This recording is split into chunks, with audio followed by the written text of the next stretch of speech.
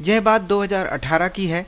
मैं एक बार कॉलेज से आने के बाद थोड़ा परेशान परेशान सा था।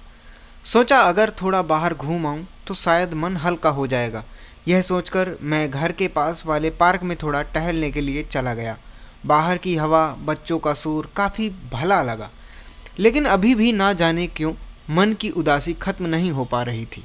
ऐसा कभी कभी हर एक के साथ होता है, लेकिन उस दिन ना जाने मेरे साथ यह चीज़ कुछ ज़्यादा ही हो रही थी।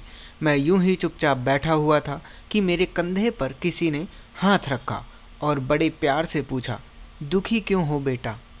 मैंने पीछे देखा तो लगभग 50 से 60 साल की एक वृद्ध महिला मेरे पीछे खड़ी हुई थी। मैं पहले थोड़ा सकपका गया, लेकिन फिर उस महिला में बिल्कुल अपनी दादी और नानी की छवि दिखाई दी।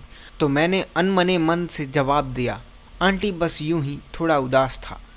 वो महिला मेरे पास बैठ गई और बड़े प्यार से बोली, परेशानियां हर एक की ज़िंदगी में होती हैं, लेकिन इसका मतलब यह नहीं कि अपनी ज़िंदगी के इतने कीमती पल हम उदासी में गुजार दें। और फिर तुम्हारी उम्र ही अभी क्या है उदास होने की? फिजूल की चिंता करने से आज तक कोई सफल नहीं हुआ।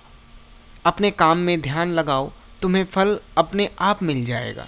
यह सब कुछ कहना बहुत आसान है आंटी। मुझे बार बार लगता है कि मैं एक बहुत ही बेवकूफ़, नासमझ और ऐसा लड़का हूँ जिसे कुछ भी हासिल नहीं होगा। आंटी हंसी और बोली, तुम्हारी जनरेशन की ना यही दिक्कत है। हर मिनट और हर सेकंड इतने ज़्यादा उदास रहते हो कि कभी कभी लगता है कि तुमसे ज़्यादा ज़िंदगी तो हम बूढ़े लोग जी रहे हैं। यह बात हमेशा याद रखो। मेहनत करते रहो और ज़िंदगी के हर मिनट का आनंद लिया करो। अच्छी बात है ज़िंदगी में कुछ करके दिखाना, लेकिन अगर यह महत्वाकांक्षा सरदर्द बन जाए तो बहुत बुरी है। मेरी बात पर विचार करना और ज़िंदगी के हर मिनट का कितना लुत्फ़ हो सके उतना उठाना। क्या पता ज़िंदगी हमें कभी ऐसे मोड़ पर लाकर खड़ा कर दे जहाँ से लौट आना बहुत मुश्किल हो। यह कहकर आंटी वहाँ से चली गई, लेकिन उसकी ये बात मुझे बहुत अच्छी लगी। मैं रोज़ पार्क में जाने लगा। अक्सर आंटी से मुलाकात होती और उनसे खूब सारे विषय पर बात होती।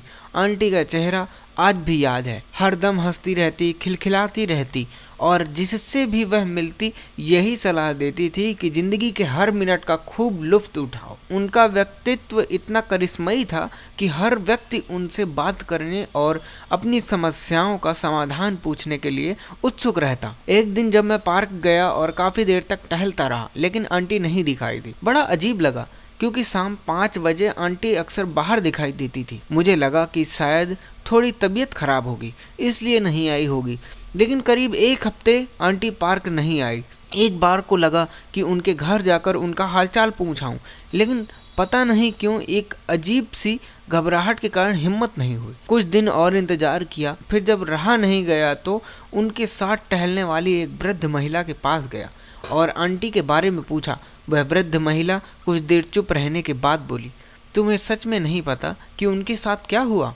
मैं थोड़ा डर गया और बोला, नहीं, मुझे तो ऐसा कुछ भी नहीं मालूम।